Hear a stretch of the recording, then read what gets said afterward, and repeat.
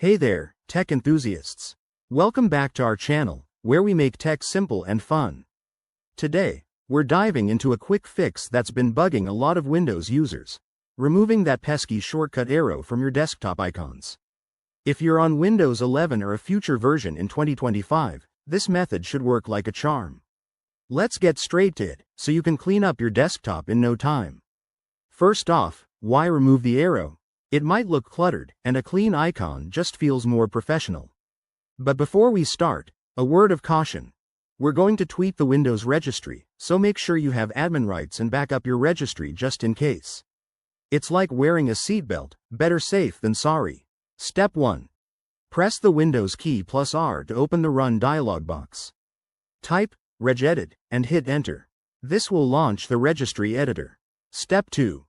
In the registry editor, navigate to this path: key_local_machine, software, Microsoft, Windows, current version, Explorer. You can use the left pane to expand the folders. Step 3. Right-click on the Explorer key, go to New key, and name it Shell Icons. If it already exists, just open it. Step 4. Inside the Shell Icons key, right-click in the right pane, select New String Value, and name it 29. Step 5. Double-click on the 29 value and set its data to the path of a blank icon.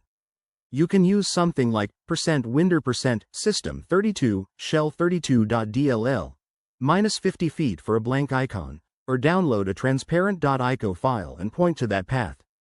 Step 6. Once you're done, close the registry editor.